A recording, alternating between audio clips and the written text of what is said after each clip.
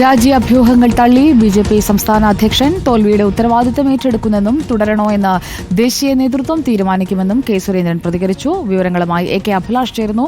A K Abhilash, രാജിക്കൊരുങ്ങുന്നു, കത്തയച്ചു എന്നതൊക്കെയായിരുന്നു രാവിലെ വന്ന വിവരങ്ങൾ. അതിപ്പോൾ തള്ളുകയാണോ സംസ്ഥാന അധ്യക്ഷൻ?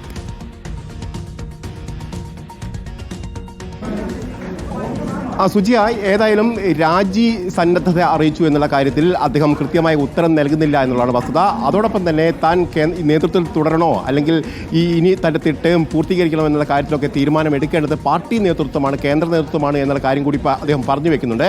അതോടൊപ്പം തന്നെ ഈ തെരഞ്ഞെടുപ്പിൽ ഏറ്റിരിക്കുന്ന പരാജയത്തിന്റെ ഉത്തരവാദിത്തം പൂർണ്ണമായി താൻ ഏറ്റെടുക്കുന്നു. കാരണം ഈ ടീമിനെ നയിച്ചത് താനാണ്. അതുകൊണ്ട് തന്നെ അതിന്റെ പൂർണ്ണമായ ഉത്തരവാദിത്തം താൻ ഏറ്റെടുക്കുന്നു. അതാരുടെയെങ്കിലും തലയിൽ കെട്ടിവെച്ച് രക്ഷപ്പെടാൻ താൻ തയ്യാറല്ല എന്നുള്ള കാര്യം കൂടിയാണ് അദ്ദേഹം പറയുന്നത്. അതേസമയത്ത് ചേലക്കരയിലും വയനാട്ടിലും മികച്ച നേട്ടമുണ്ടാക്കാൻ പാർട്ടിക്ക് കഴിഞ്ഞു.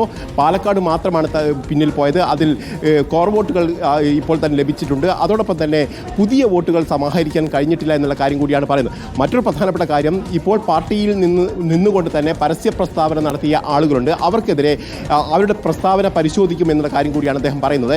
ഏതായാലും സുരേന്ദ്രനെ സംബന്ധിച്ച് അദ്ദേഹം കൃത്യമായി തന്നെ മറുപടി നൽകുന്നു. പാർട്ടി വിരുദ്ധ പ്രവർത്തനങ്ങൾ അല്ലെങ്കിൽ പാർട്ടിക്കെതിരായ അല്ലെങ്കിൽ പ്രതിരോധത്തിലാക്കുന്ന തരത്തിൽ ആരെങ്കിലും പ്രതികരിച്ചിട്ടുണ്ടെങ്കിൽ അവർക്കെതിരെ നടപടിയിലേക്ക് പോകുന്നു എന്നുള്ള സൂചനകൾ തന്നെ അദ്ദേഹത്തിൻ്റെ ഭാഗത്ത് വരുന്നു. അതോടൊപ്പം തന്നെ ഈ തെരഞ്ഞെടുപ്പ് തൻ്റെ നേതൃത്വത്തിൽ തന്നെയായിരുന്നു നടത്തിയിരുന്നതെന്നും അതോടൊപ്പം തന്നെ അതിൻ്റെ പൂർണ്ണമായുള്ള ഉത്തരവാദിത്തം തനിക്കാണ് എന്നുള്ള കാര്യം കൂടി അദ്ദേഹം പറയുമ്പോൾ, മുൻകാലത്ത് നടന്ന 4 ഉപതെരഞ്ഞെടുപ്പുകളിൽ മാത്രമാണ് പാർട്ടിക്ക് മുന്നേറ്റം ഉണ്ടാക്കാൻ കഴിഞ്ഞത്. അതേസമയത്ത് മറ്റു പല ഉപതെരഞ്ഞെടുപ്പുകളിലും പാർട്ടി പിന്നോട്ട് പോകുന്ന ഒരു സാഹചര്യമായിരുന്നു.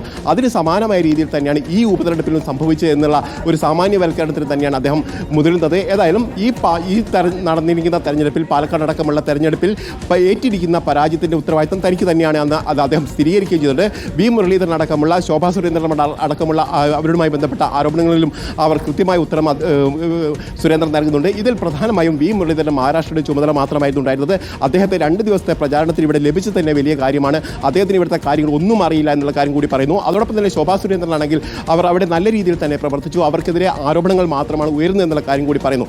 ഏതായാലും കെ സുരേന്ദ്രന് കൃത്യമായ ലക്ഷ്യബോധം വന്നിരിക്കുന്നു എന്ന് വ്യക്തമാണ്. കാരണം കേന്ദ്ര നേതൃത്വത്തിന് ഏതെങ്കിലും തരത്തിലുള്ള ഉറപ്പ് ലഭിച്ചുമായിട്ടുണ്ടാവും. നേരത്തെ ജാവ്ദേക്കർ അടക്കം പറയുന്നത് തെരഞ്ഞെടുപ്പിൻ്റെ പരാജയത്തിൻ്റെ കാരണം ആരിലെങ്കിലും കെട്ടിവെക്കാൻ ഉദ്ദേശിക്കുന്നില്ല എന്നടക്കം അദ്ദേഹം പറയുകയും ചെയ്തിരുന്നു.